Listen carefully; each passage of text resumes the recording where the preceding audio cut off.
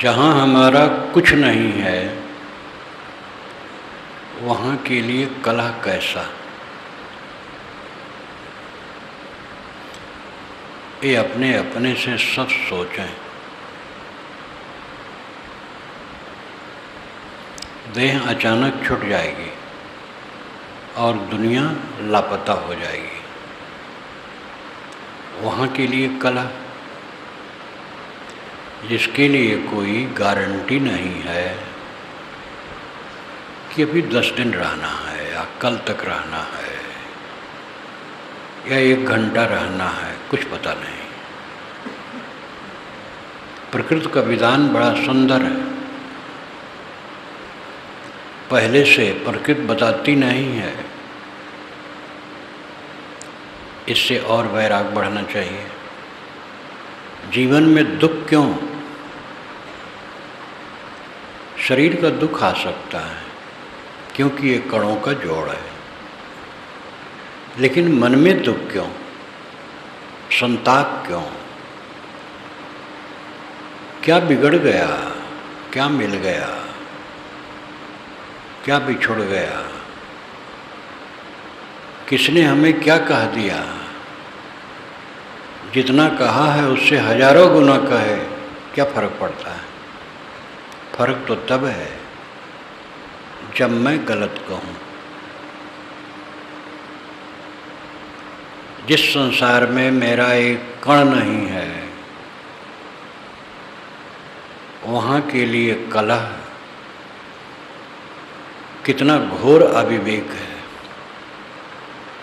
मालूम होता है यहीं पर रहना है, और जो तू मैं, मुकदमा, लड़ाई झगड़ा, मार पीट, जेल, फांसी सब होता है।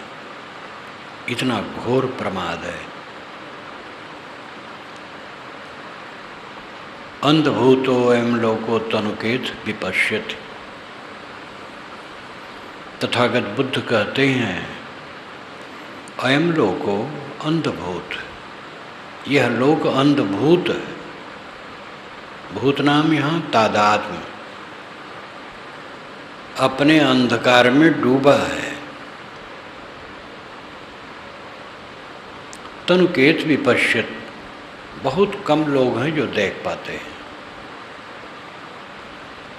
जो देखता है वो दुखी नहीं होता है। किस लिए दुखी हो?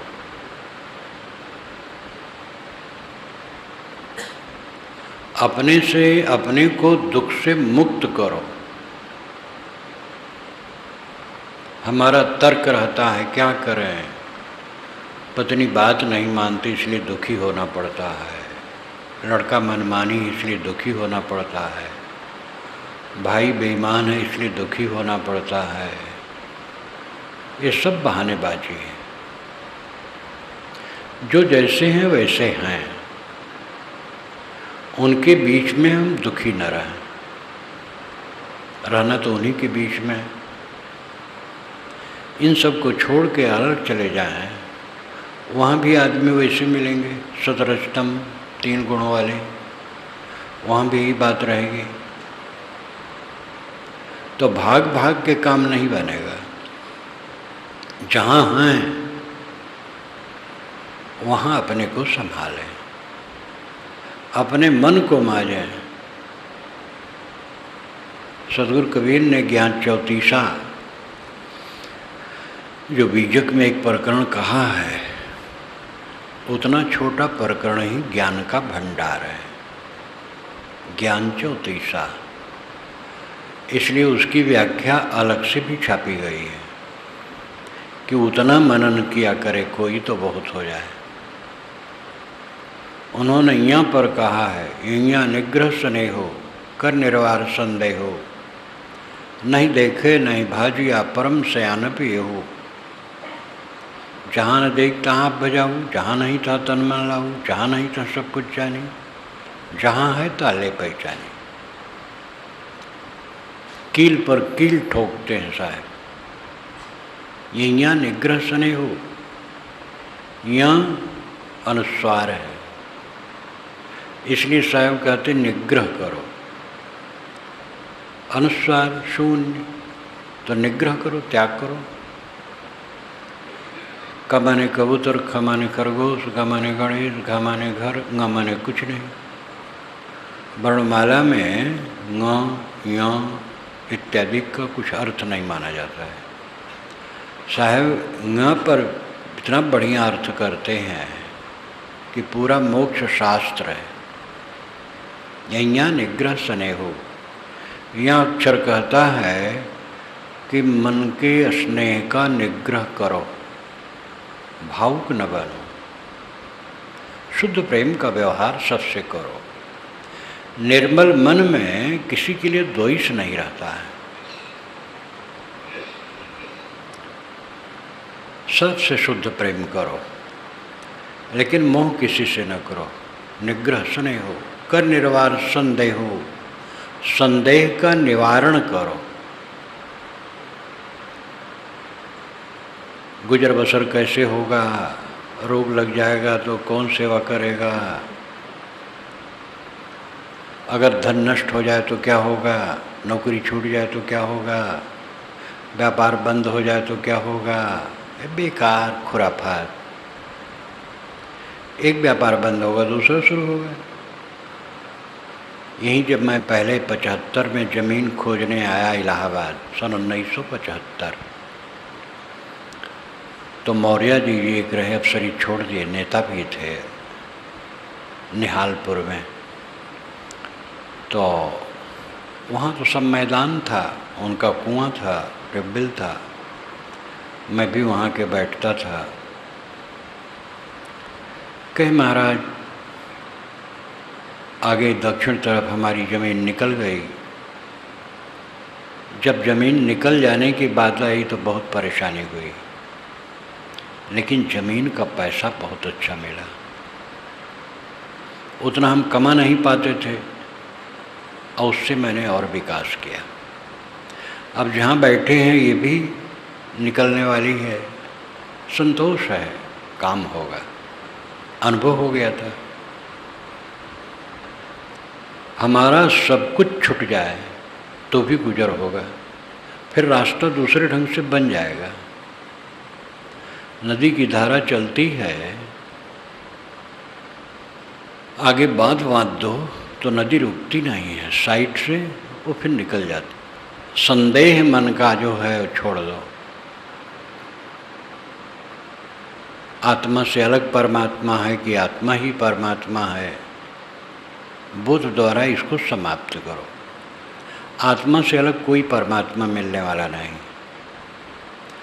जब हरिद्वार में मेरा पहला कुंभ था तो मेरे प्रवचन रोज होते थे पावन धाम के सामने पास में, अच्छे अच्छे सब मंडलेश्वर जगत गुरु सब आस पास होते थे। मेरे विचारों को सुनते सुनते आंदोलन भी हुआ था, लेकिन समर्थक खूब थे। हमारे साइड में दक्षिण तरफ एक सन्यासी थे, अब की बार नहीं आए थे, वो बहुत बूढ़े थे, वो नहीं रह गए तो शिष्य लोग नहीं कर पाए होंगे। उन्होंने मेरे प्रवचन के बाद वो अपना प्रवचन करते थे या पहले करते थे, उन्होंने कहा आत्मा के अलावा कोई परमात्मा नहीं, जोर से कहा। हमारी बातों से बहुत खुश थे। आगे वेदांतियों का भवन था, तो वहाँ से एक जिज्ञास साधु मेरे प्रवचन में बैठता था। तो एक दिन एक वेदांती ने पूछा, यहाँ नहीं बैठते हो, वहाँ चले जाते हो? तो उसने कहा यहाँ आकाश की बात होती है और कबीर पंडाल में धरती की बात होती है, इसलिए वहाँ जाता हूँ। तो बेचारे वो लज्जित हुए। बात कही जाए तो समझने वाले हर जगह मिलेंगे।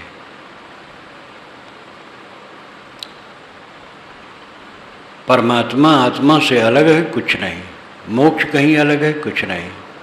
मोक्ष तो छूटने को कहते हैं, वासना छूट गई, मोक्ष आप हैं। परमात्मा आप हैं, ब्रह्म आप हैं, खुदा गॉड आप हैं। सारे पारमार्थिक शब्दों का अर्थ एक ही है, आत्मअस्तित्व का बोध और आत्मअस्तित्व में स्थित हो जाना। और बिना मोह के छूटे नहीं होगा। बाहर का मोह एक गंदी आदत है। व्यक्ति वस्तु पर स्थित सब पानी की धारा की तरह बह रही है, कुछ नहीं। मोह करने क्या जाओ, सेवा करो, निर्मोह रहो। देह की चिंता न करो, रोग व्याधि लगेगी सब ठीक हो जाएगा। अभी 7-8 वर्षों के बाद मुझे कमर में दर्द हो गया था। ये ऋतु के कारण कुछ हुआ होगा, अब ठीक हो गया है। कई वर्षों के बाद हुआ, 7-8 वर्षों के बाद। रोग आते हैं जाते हैं, और ज़्यादा रोग होगा, पड़ा रहेगा शरीर, और क्या होगा, फिर छूट जाएगा। क्यों चिंता करते हो? ज़्यादा दर्द होगा तो बदहोश हो जाओगे, ये प्रकृति का विधान है। और जितना सही होगा आसान हो जाएगा। चिंता करो ही मत। और मृत्यु की चिंता तो घोर अविवेक है। जो जीवन मुक्त है वो तो मौत का स्वागत करता है।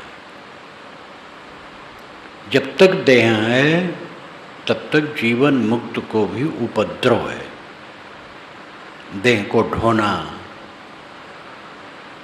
इसके सुख दुख सहना, प्राणी पदार्थ परिस्थितियों के झमेले में निपटना, ये सब झंझटे तो है। जब काम पूरा हो गया, मन कृतार्थ है, मौत तो बहुत बढ़िया है। मौत आए समाप्त कर दे सब। रोज गाढ़ी नींद आती है और मैं परमानंद में चला जाता हूँ। मृत्यु आए सदा के लिए परमानंद। जब वासना कुछ नहीं रही तो क्लेश क्या है, कसर है, इसलिए मौत की डर है। यहाँ तक कि मुक्ति से डर है। अष्टावक्र गीता के लेखक ने इसको बड़े अच्छे ढंग से पकड़ा है। उन्होंने लिखा है, अष्टावक्र गीता का भाष्य यहाँ पर उपलब्ध है, आप देख सकते हैं, कि जिस मुक्ति के लिए सारा परिश्रम करते हैं उसी से भय।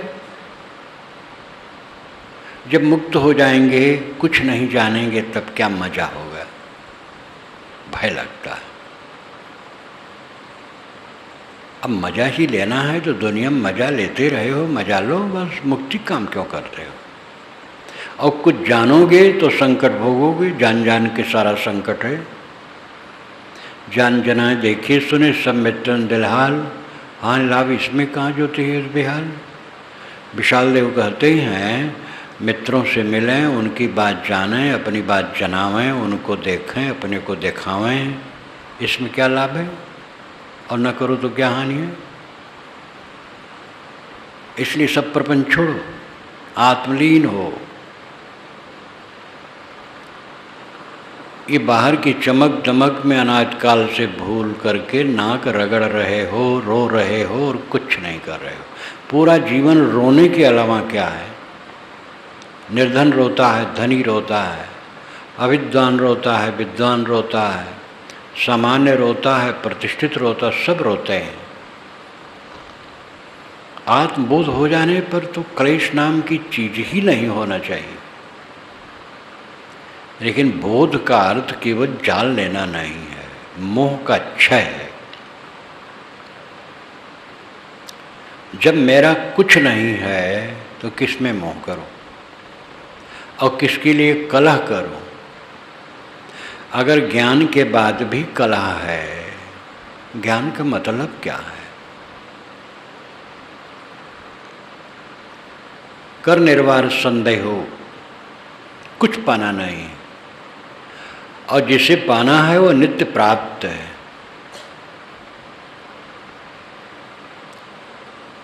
पाना क्या है? दुखहीन मन। पीड़ा रहित मन, प्रशांत मन, और ये नित्य प्राप्त है, कुछ पाना नहीं। कर निर्वार संदेह हो, नहीं देखे नहीं भाजिया परम शयान प्यो। देखता है कि जो अपने साथ नहीं है उसके पीछे भागा भागा न फिरे। जहाँ देख तहाँ भजाऊ, जहाँ तू देख रहा है तेरा कुछ नहीं वहीं दौड़ा जा रहा है।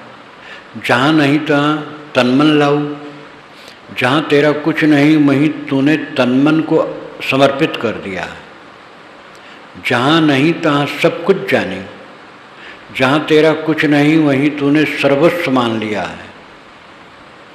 इतना साहेब कसते हैं, चूड़ी पर चूड़ी कसते हैं। तब कहते हैं जहाँ है तहाँ ले पहचानी, जहाँ है वहाँ पहचान। ये उत्तम साधक के लिए है। जो अभी जानता ही नहीं मैं कौन हूँ, उसके लिए इतने संकेत से ज्ञान थोड़े होगा। जहाँ है ताले पहचानी। लोग सोचेंगे कहाँ है क्या है। जो बहुत चल चुका है, जान गया है, मन में थोड़ा थोड़ा कसर है, मोह माया घेरती है, उसके लिए पंक्ति है। जहाँ है तहाँ ले पहचाने। कहाँ है तेरा आप आत्म अस्तित्व, उसको पहचान।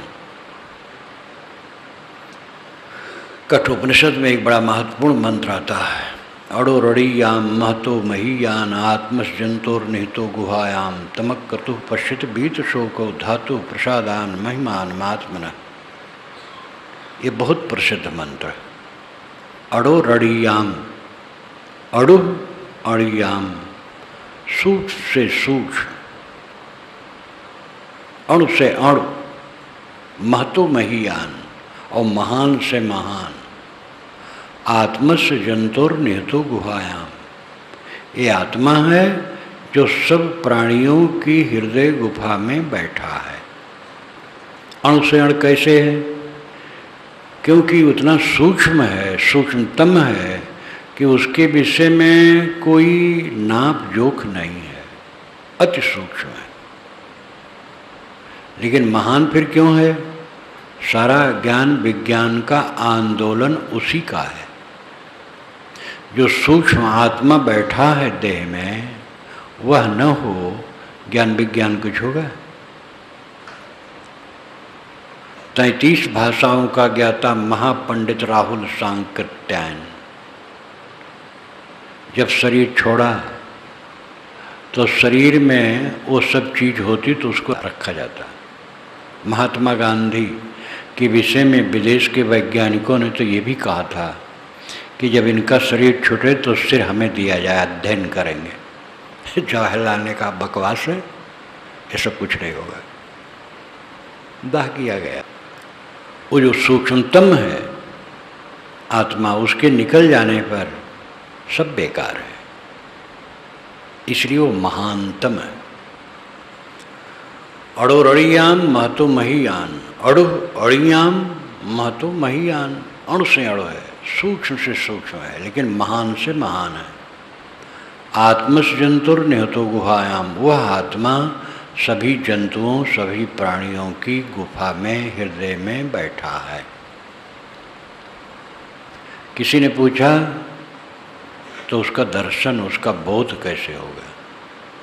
तवेश ने कहा तमक क्रतु पश्यत बीत शोको। तम उसे अकृत, जो कर्म प्रपंच से ऊपर उठ जाता है, और बीत शोको, शोक से मुक्त हो जाता है, वह उसको देखता है। तमक क्रतु पश्यत बीत शोको, पश्यत नाम देखना, तम उसे आत्मा को, अकृत और बीत शोक पश्यत। आत्मा का अनुभव वह करता है जो कर्म प्रपंच से ऊपर उठ करके आत्म शोक, दुनिया के शोक से भी ऊपर उठ करके स्थित हो जाता, वह उस आत्मा को देखता। देखने का मतलब समझता, अनुभव करता है।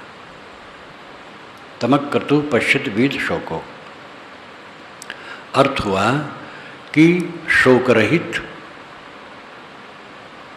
और कर्म प्रपंच से रहित साधक आत्मा का अनुभव करता है। कर्म प्रपंच, कर्म जीवन में है, करना पड़ता है, उसका निषेध नहीं है। कर्म प्रपंच का अर्थ है दुनिया में अपने को उलझाए रखना। भोजन को कौन मना करेगा कि ना करो, लेकिन अधिकतम लोग कुछ ज़्यादा ही खाते हैं और इसी से परेशान रहते हैं। कर्म के बिना तो एक सेकंड चलने वाला नहीं है। गीताकार ने कहा है कि एक क्षण भी कर्म के बिना नहीं चल सकता, उस कर्म का त्याग कैसे हो सकता है। मैंने एक दिन कहा था, महाभारत में गीता है और महाभारत काल में और उसके पहले दार्शनिकों का बड़ा द्वंद्व था। ऐसे ऐसे दार्शनिक और सन्यासी थे जो उंगली हिलाना नहीं चाहते थे। कर्म मात्र बंधन है। इसीलिए विचारकों ने काफ़ी इस पर कहा है। गीताकार ने कहा एक क्षण भी कर्म किए बिना इंसान रह नहीं सकता है। गीता का लेखक बहुज्ञ था, पूरे शास्त्रों को जानता था, अनेक उपासनाओं को जानता था, समन्वय की उसकी दृष्टि थी, अनेकता में एकता पिरो देना, साथ साथ वो श्री कृष्ण का महान भक्त था। श्री कृष्ण का ईश्वर स्वरूप उद्घाटित हो गया था उस समय। ये तो ईसा के और पहले ही उद्घाटित हो गया है। तो श्री कृष्ण का वो कट्टर भक्त था, इसलिए सब घुमा करके श्री कृष्ण में जोड़ा है। लेकिन इससे उसकी उपेक्षा नहीं की जा सकती। गीताकार बहुज्ञ, समन्वय दृष्टि वाला और बहुत जानकार है, साथ साथ ज्ञान वैराग की बात बहुत मार्के की कहता है। गीता में कहा गया एक क्षण भी आदमी कर्म किए बिना रह नहीं सकता। तो कर्म का त्याग कैसे होगा? कर्म करो, कर्म करे और रहे अकर्मी, ऐसी युक्ति बतावे। ये सदगुरु की पंक्ति है। सच्चा सदगुरु बताता है कर्म करो और अकर्मी रहो, यही उपाय है और कोई उपाय नहीं। खाओ, संतुलित खाओ, जितने मिलने जुलने वाले सबसे प्रेम करो, मोह न करो, बैर किसी से न करो और जीवन निर्वाह करो। तब अकृत क्यों कहा गया? कर्म को मान करके उसी में बहुत उलझा रहना, रात दिन फुर्सत नहीं, न अध्ययन की फुर्सत है, न सत्संग की फुर्सत है, न ध्यान की फुर्सत है, आराम से बैठ नहीं सकते, अपने को धुन डालना धन के पीछे। ऐसे लोगों को देखा हूँ मैं जो 8 लाख रुपया महीना तनख्वाह पाते हैं, 35-40 वर्ष की उम्र में वह 70 जैसे लगते थे, धुन गए थे उसी में। बड़े बड़े धनी भटकते भटकते मर जाते हैं। बड़े बड़े डॉक्टर, ऐसे ऐसे डॉक्टर हैं जिनके पीछे तमाम डॉक्टर कंपाउंडर है प्राइवेट, और प्रतिदिन कई लाखों की आमदनी है और जीवन उनका दुख से भरा हुआ। ऐसे महात्मा भी हैं, बढ़ाने के चक्कर में हैं, इसलिए चमत्कार शुरू कर दिए और भी हाई फाई का काम करने लगे। तमाम राजनेताओं से संपर्क करके जायज नाजायज धन बटोरने लगे और देखने में उनका लिफाफा है और जलते और कुछ नहीं। माटी गोबर बटोरने की आदत सदा से है, वही साधु बन करके कर रहे हैं। मध्यवर्ती, अति का भला न बोलना, अति की भली न चूप, अति का भला न बरसना, अति की भली न धूप। साहब कहते हैं मध्यम मार्ग अपनाओ, बीच का रास्ता। तो अकृत कर्म प्रपंच से ऊपर उठो, उलझो मत कर्म में, विवेक पूर्वक कर्म करो। और अकृत का अर्थ ये भी है कि हवन तर्पण से काम नहीं होगा। कृत कृत ये वैदिक शब्द है, कृत यज्ञ याग। ये यज्ञ याग हवन तर्पण स्वाहा स्वाहा करने से लाभ नहीं होगा, आत्मकल्याण करो। और वीत शोको, ये सबसे बड़ी बात है। शोक रहित आदमी तम पश्चित आत्मा का साक्षात्कार करता है।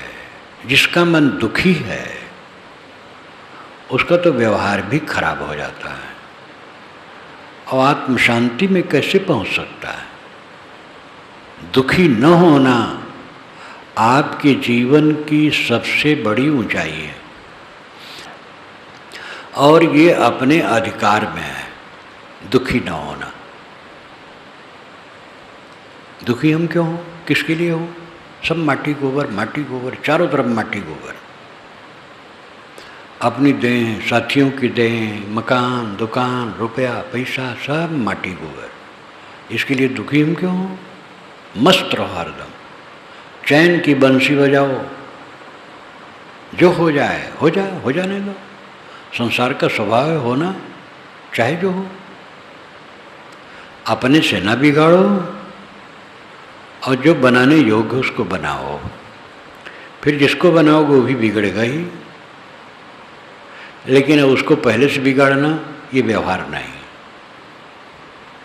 इसलिए विवेक से जियो। तमक्रतु पश्चित वीत शोको, जो शोक रहित है और कर्म प्रपंच से ऊपर है, वह आत्मा का साक्षात्कार करता है। कितना व्यवहारिक है, कितना तथ्य है। धातु प्रसादान महिमान आत्मनः, धातु प्रसादात, धातु के प्रसाद होते ही महिमानम आत्मनः, आत्मा अपनी महिमा में प्रतिष्ठित हो जाता है। धातु कहते हैं जो धारण करे, तो इसमें ज्ञानियों का अपना अर्थ है, ईश्वरवादियों का अपना अर्थ है। ईश्वरवादी अर्थ करते हैं धातु धारण करने वाला विधाता है, ईश्वर है, वो पूरे संसार को धारण किए हुए है। और प्रसाद का अर्थ है कृपा, जो पूरी दुनिया का धाता विधाता है, वह ईश्वर जब कृपा करेगा तब तुम्हारा कल्याण होगा। लेकिन अगर ईश्वरवादी प्रकरण हो तो ईश्वरवाद का अर्थ करना कोई बुरा नहीं। ये ईश्वरवादी प्रकरण ही नहीं तो अपरोक्ष आत्मा का है। आत्मस जंतुर निहितो गुहायाम पहले कहा गया है। इसलिए अर्थ है धातु, इंद्रियां, मन, ये धातु है, ये जीवन को धारण करती है। जब ये इसका प्रसाद हो जाता है, पवित्रता हो जाती है, तब महिमानम आत्मनः, आत्मा अपनी महिमा में प्रतिष्ठित हो जाता है। ये अर्थवैज्ञानिक है, प्रकरण अनुसार है। स्वामी शंकराचार्य ने यही, रामानुज इत्यादि विद्वान अलग करते हैं क्योंकि वे ईश्वरवादी हैं। स्वामी शंकराचार्य आत्मवादी हैं, लेकिन आत्मवाद ईश्वरवाद अलग रख करके इसका अर्थ आत्मवाद परक है। धातु प्रसादान महिमानम आत्मनः, धातु के प्रसाद होने पर आत्मा अपनी महिमा में प्रतिष्ठित हो जाता है। जब मन निर्मल हो गया, इंद्रियों के बर्ताव निर्मल हो गए, तो आत्मा अपनी महिमा में प्रतिष्ठित हो जाता है। हलचल नहीं, द्वंद्व नहीं, दुख नहीं, पीड़ा नहीं, संताप नहीं। समझ हो और समझ के साथ आचरण हो, बस कल्याण है। समझ ही नहीं है मैं कौन हूँ, मेरा क्या संबंध है, कहाँ से हैं। अनेक मत हैं कि ईश्वर ने हमें दुनिया में भेजा है, उसी के पास चलना है। अनुमान कल्पना करके अटकल पच्चू बात करते रहते हैं। किसी ने नहीं भेजा है। अपने अज्ञानवश हम भटकते हैं। माया का आरोप ईश्वर पर कर दिया जाता है। ईश्वर ने जन्म दिया और माया दी, हम भटक रहे हैं। क्या करें महाराज, ईश्वर की माया बड़ी विचित्र है। ईश्वर के भक्त ईश्वर की निंदा करते हैं। विवेकवान कभी नहीं कहेगा कि ईश्वर की माया है, हमारे अज्ञान की माया है। जो संसार में हम भटकते हैं वो मोह है कारण, और मोह के कारण हमें दुख होता है, वो हमारी माया है, अविवेक है। ईश्वर की माया क्यों होगी? ईश्वर जब दयालु है, कृपालु है, तो माया क्यों पेश करेगा?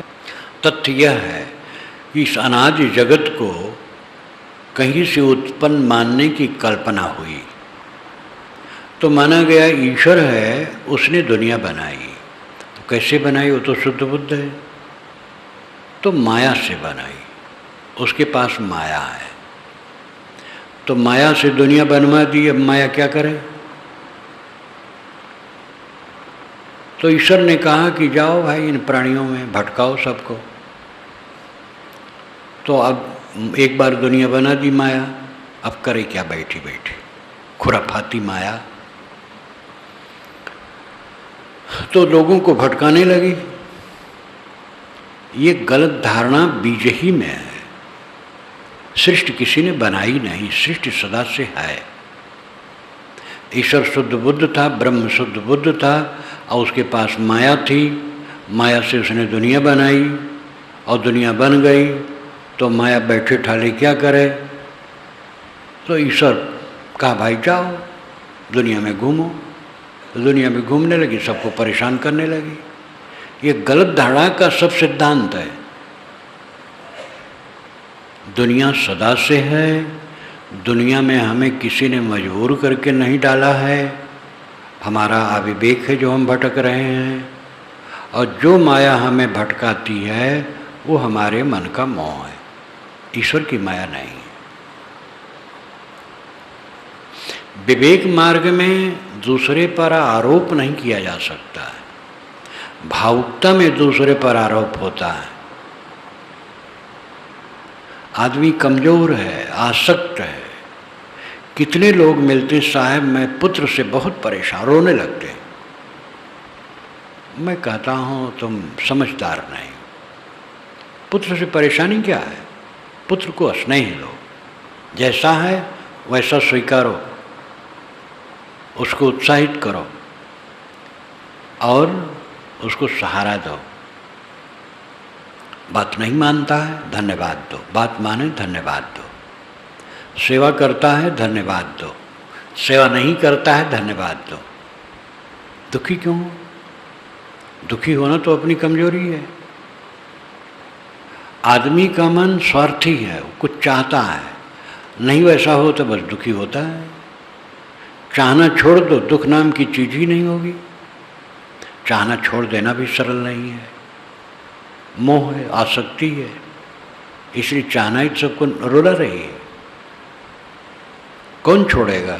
हमें ही छोड़ना पड़ेगा। ये भी बड़ी बात है, बहुत चर्चा है। जब भगवान कृपा करेगा तो सब काम बन जाएगा। आज तक भगवान कृपा नहीं कर पाया, कब आशा करते हो? क्यों भगवान को दोष देते हो? वास्तव में पूरा विश्व ही मानो ईश्वर है, विश्व नियम। तो सब कुछ आपके लिए किया है।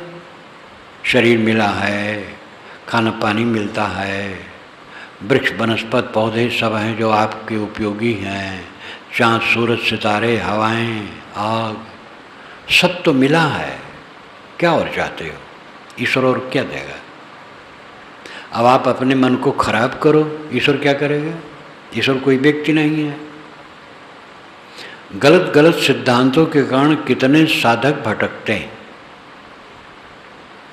खड़ेश्वरी हैं, कोई ऊर्ध्वबाहु हैं, कोई कुछ हैं। कहीं लिखा है कि ऐसा करने से ईश्वर मिलेगा। मिलेगा वो माया होगी। अबोध के नाते लोग बहुत भटकते हैं। कबीर साहब ने सब कुछ छिला है। बीजक आप पढ़िए, निर्भ्रांत दृष्टि, सब प्रकार की निर्भ्रांत दृष्टि। अन्य शास्त्रों में भी निर्भ्रांत बातें हैं, लेकिन भ्रांति की भी है। और कबीर तो ऐसे हैं अद्भुत। रखपत साहब फिराक गोरखपुरी ने कहा, कबीर के एड़ी से चोटी तक आंखें ही आंखें थी। यह अलंकारिक भाषा में कहा गया है। मतलब वो सब समय देखते रहते थे, कहीं झपकते नहीं थे। इतना निष्पक्ष चिंतन और इतना खर और इतना सबका आदर। उन्होंने नहीं कहा कि हमारा कोई संप्रदाय है और इसको जो नहीं मानेगा वो नरक में जाएगा। उन्होंने प्राप्त विचारों पर समीक्षा की और सत्य का उद्घाटन किया। पूरे बीजक में आप देख लीजिए, जो विचार प्राप्त हैं उस पर उन्होंने निर्भय होकर निर्णय दिया। एक छोटा सा अंश देख लीजिए। कृष्ण समीपी पांडवा गले हिवारे जाए, लोहा को पारस मिले तो काहे काई खाए। बड़ा सरल उपयोग है और एक बहुत बड़े पुरुष के लिए चुनौती दे दी है। जब एक तरफ कृष्ण से ही कहलवाया जाता है कि मेरी शरण में आओ, मेरी पूजा करो, मेरा नाम जपो, मैं तुम्हारा उद्धार कर दूंगा, कृष्ण कभी नहीं कह सकते, कोई महापुरुष नहीं कहेगा। वहीं कबीर कहते हैं कृष्ण समीपी पांडवा गले हिवारे जाए। कृष्ण के समीप में रहने वाले पांडव हिमालय में जाके गले तो लोहा को पारस मिले काहे काई खाए। अगर लोहा को पारस मिल जाएगा तो सोना हो जाएगा, कहावत के अनुसार काई क्यों खाएगा। जब वो ऐसे समर्थ पुरुष के पास बैठे थे जो ब्रह्म थे, ईश्वर थे, जिसको जो चाहे सो कर दें, तो पांडव को उद्धार क्यों नहीं किए। अब ये बात साफ साफ अपनी वाणी में कहना और काशी में कहना, जहाँ पंडितों का गढ़ था, आवाज भी है। लेकिन उन्होंने कहा चिंता नहीं की, लोग समझे तो उनकी सारी बातें पूरे बीजक में देख लो। प्राप्त विचारों पर समीक्षा है और सत्य का सर्वत्र उद्घाटन है। ऐसे तो मैं स्वयं कृतकृत हुआ 60 वर्ष पूर्व। शास्त्र सब पढ़ता था, रामायण गीता और शास्त्र जितना उस समय अकल थी, और सब समझता भगवान की लीला है, इसमें मैं क्या समझ सकता हूँ। भक्ति में लगा था। 3 महीना बीजक त्रिज्या पूर्ण साहिब की टीका और साथ साथ निर्मल साहिब का निर्मल सत्य ज्ञान प्रभाकर पढ़ा और सब भ्रम कट गया, निर्भ्रांत दृष्टि हो गई। तब से डिगने तो कोई बातें नहीं है। बीजक ऐसा ग्रंथ है जो आंखें खोल लेता है। और फिर निर्णय वचन कहीं के हों, उसी बीजक की दृष्टि लेकर के उपनिषद पर, गीता पर, रामायण पर, महाभारत पर, जो भी आने वाला है, वेद पर, इस सब पर काम किए गए। इसलिए सब बीजक हो गए। निर्छिर निर्णय, सर्वत्र निर्छिर निर्णय। ये कहावत है कि चश्मा ज्ञान कबीर का सूझे चारों ओर, और का ज्ञान आईना ज्ञान है, दर्पण एक ही तरफ दिखता है बस। नहीं, कबीर का ज्ञान चश्मा ज्ञान है। चश्मा लगा लो, सब तरफ देखो। मैं कबीर पंथी हूँ ऐसा कहता हूँ, मेरे कहने कोई मूल्य नहीं। अन्य लोग भी कहते हैं, सबको बात समझ में आती है। कबीर की बात जो नहीं मान पाते हैं वही भी कहते भाई कबीर जैसा तो होना बड़ा मुश्किल है। ये मेरा अनुभव, मैं अनेक बार कहता हूँ। कभी कभी 20 वर्षों तक जहाँ शरीर जन्मा रहा, 20 वर्ष पूरा हुआ, 21वां आरंभ हुआ, तब मैं निकला हूँ। और उतने में अनेक बार ब्रह्म भोजों में, अनेक उत्सवों में ब्राह्मणों की भीड़ में जाना होता था। और वहाँ जब चर्चा चल पड़े, ज़्यादातर गीत को लेके चलता था। ब्रह्म भोज है तो उसमें ऐसे भी ब्राह्मण आते थे जो निमंत्रित नहीं होते थे और गाते थे, मांगते थे, तो उनको आदर से खिलाया जाता था। तो उनसे प्रायः ब्रह्ममंडली के लोग कहते थे कबीर का गीत गाओ, और कबीर के गीत गावें। उसके बाद आपस में लोग चर्चा करें, भाई कबीर जैसा संत तो हुआ ही नहीं है, यद्यप कबीर की बात उनके सामने रखो तो उनको पचेगा नहीं, वो मान नहीं पाएंगे। तो कहते भाई हमारी मजबूरी है, लेकिन कबीर जैसा कोई नहीं होगा। तो हम कबीर पंथी हैं इसलिए कहते ऐसी बात नहीं, तथ्य है। दुनिया के इतिहास में एक ऐसा व्यक्ति हुआ है कबीर नाम से, जो सांच को सांच और झूठ को झूठ कहने में डर नहीं किया, साथ साथ सबका आदर किया। अल्लाह राम जियो तेरी नाई, सभी संप्रदायों का आदर, सभी महापुरुषों का आदर, सबका आदर, और सत्य ज्यों को त्यों कहना। जिसके पीछे हम भाग रहे हैं वह मेरे साथ नहीं है, और उसी के लिए हम कलह करते हैं। सब लोग अपने अपने मन में ध्यान दो, जहाँ कहीं जो हो, माता से, पिता से, भाई से, बंधु से, गुरु से, शिष्य से, पड़ोसी से, समधी से, लमधी से बैर विरोध कलह कुछ करते हो उसको छोड़ दो। कला में स्वर्ग नहीं है और स्वर्ग में कला नहीं है। ये महान संत लाओ जी की आवाज़ है। चीन में ये संत हुआ 2500 वर्ष पूर्व, वहाँ का वो कबीर ही है। खर बात कहना, स्वर्ग में कला नहीं है, कला में स्वर्ग नहीं। जिसके मन में कला है कहाँ स्वर्ग होगा, कहाँ सुख होगा। और जिसके मन में स्वर्ग है, सुख है, वहाँ कला समाएगा कैसे, किससे कला करेगा। जहाँ हम रह रहे हैं हमारा एक कण नहीं है, और वहाँ के लिए हम कला करते, 4 दिन की चांदनी, फिर कुछ नहीं। अपने जीवन के बीते समय को देखो, कहाँ कहाँ गए, किनसे किनसे मिले, क्या क्या नुकसान और फायदा हुआ, कहाँ कहाँ कलह की और मोह किए, कुछ धरा है, सब बह गया। अनुकूलता गई, प्रतिकूलता गई, सुख गया, दुख गया, हानि गई, लाभ गया। और कलह करके जो बेवकूफ़ बने उसके परिणाम में दुखी हुए, लज्जित हुए। हुआ क्या?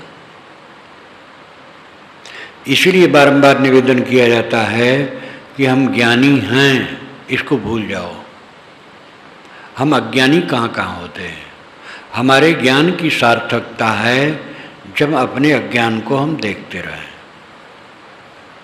अंतिम बात तो साक्षी भाव है। साक्षी भाव होकर के सारे दृश्यों को छोड़ दो और अपने आप में शांत। दृष्टा और दृश्य दो है, आप दृष्टा हैं और चित्त दृश्य है। चित्त के झरोगे से जगत प्रपंच प्रतीत होता है। चित्त शांत हो जाए तो जगत शांत है।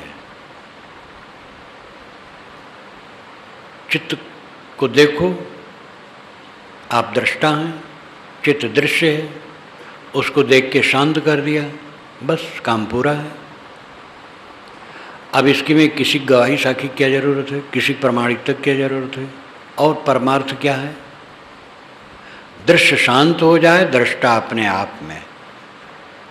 यही साधना का मूल रूप है, राजपथ है, सार्वभौमिक सत्य है। स्वामी शंकराचार्य ने विवेक चूड़ामणि में एक जगह कहा है, मैं ब्रह्म कहने से कल्याण नहीं होगा। जब तक दृश्य का अभाव नहीं होगा कल्याण नहीं होगा। दुनिया के सभी साधकों का यह अनुभव है, दृश्य का अभाव। दृश्य चित्त है। चित्त शांत हुआ, बेड़ा पार है। चित्त को शांत करो, और चित्त का शांत करना ये पवित्र रहने का परिणाम। अकृत बीत शोको, कर्म प्रपंच से उठ करके शोक से मुक्त हो करके काम होगा। निर्मल मन में काम होगा। मैले मन में नहीं होगा। तेषामसौ विरजो ब्रह्मलोको ना इस जीवम नृतम न माया चेत। पिप्पलाद ऋषि प्रश्न उपनिषद में कहते हैं तेषाम असौ, उसके लिए है, विरजो ब्रह्मलोको, विरजः ब्रह्मलोक, निर्मल ब्रह्मलोक, येषाम जीवम नृतम न मायाचित, जिसमें जीवम नहीं है, कुटिलता नहीं। जीवम नाम कुटिलता, और असत नहीं है, और माया छल कपट नहीं है, सार्वभौमिक सत्य। ये नहीं कहा अगर राम पर विश्वास नहीं करोगे तो नहीं होगा, कृष्ण पर विश्वास करोगे तो न करोगे तो नहीं होगा, कबीर पर विश्वास करोगे तो यह पद नहीं मिलेगा, अमुक पर विश्वास करोगे तब ये मिलेगा। ये सब प्रपंच नहीं कहा, तथ्य कहा। तेषाम असौ विरजो ब्रह्मलोको, उसके लिए निर्मल ब्रह्मलोक है। येषाम जिह्वम अनृत्यम मायाचित, कुटिलता, असत्य और माया जिसके मन में नहीं है, उसको निर्मल ब्रह्मलोक मिलता है। तो निर्मल ब्रह्मलोक अपना आत्म अस्तित्व, अपने आप में वो प्रतिष्ठित होता है, अपने आप में सदैव आनंद कंद वो होता है जिसमें कुटिलता नहीं, छल कपट नहीं, असत्य नहीं, निर्मल मन।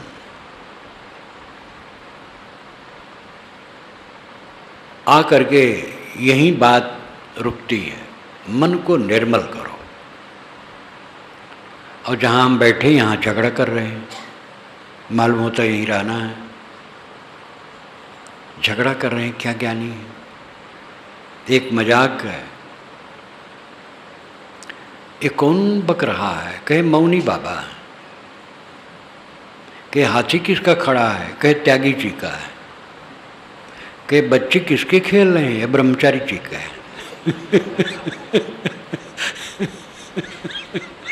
ब्रह्मचारी जी के बच्चे, काशी में एक थे, वो अपने बाल ब्रह्मचारी लिखते थे, 10 बच्चे थे।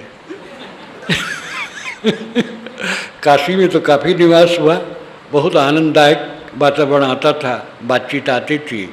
साधु महात्मा ने एक मत के मेरे पास आने लगे थे, और जो वर्कर थे वो आते थे, कई सूचनाएं देते थे। तो प्रेस चलाते थे छोटा सा अपने घर में, इसलिए उसमें छापते रहते थे और अपने लिखते थे। उनकी पुस्तक मैंने देखी, बाल ब्रह्मचारी, और नाम और था, नाम तो भूला गया। बाल ब्रह्मचारी तो भूलने वाला नहीं। लोग बताते थे साहब 10 बच्चे इनके हैं। तो हम ज्ञानी हैं और दुखी हैं, तो क्या ज्ञानी है? दुख पाप है, पाप अंदर है तो दुख प्रकट होता है। दुख बाहर सिग्नल के रूप में आ जाता है, पाप अंदर रहता है। जब पाप बढ़ा तो दुख आया, और भिलभिला रहे हैं, रो रहे हैं, नहीं आंसू गिरा रहे हैं, तो बस निंदा बुराई कलह कर रहे हैं। जीवन को निर्मल बनाओ। जितने सज्जन यहाँ आए हैं, अब घर में जाके झगड़ा न करेंगे, पत्नी से पति से न लड़ेंगे, भाई से बच्चे से न लड़ेंगे। सब देवरूप हैं, सब अच्छे हैं, घटिया हम हैं, खराब।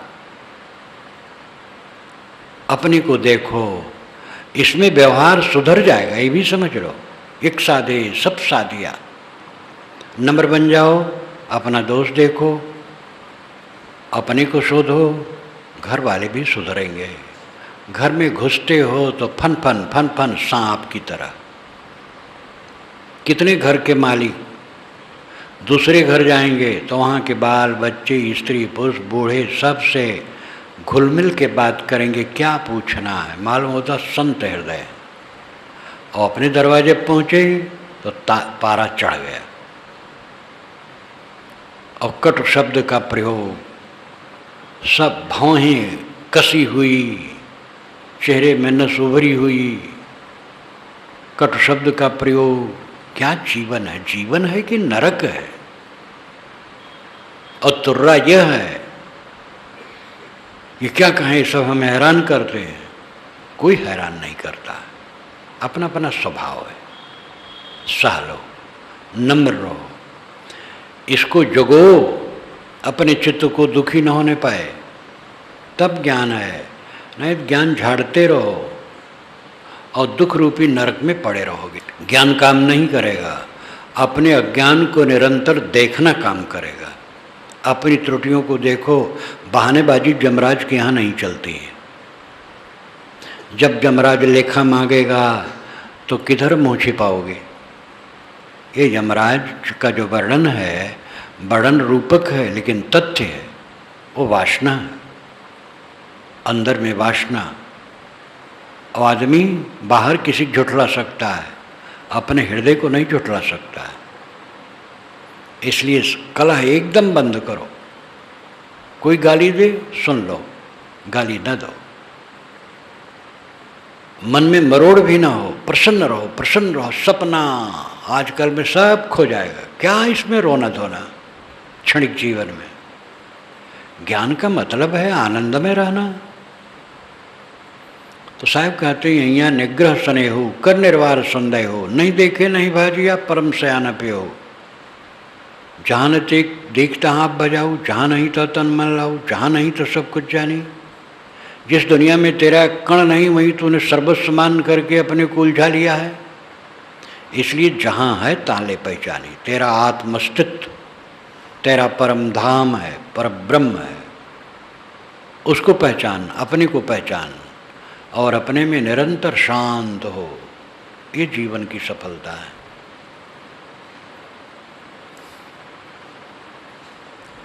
अहम शुद्ध चैतन्य ज्ञान स्वरूपम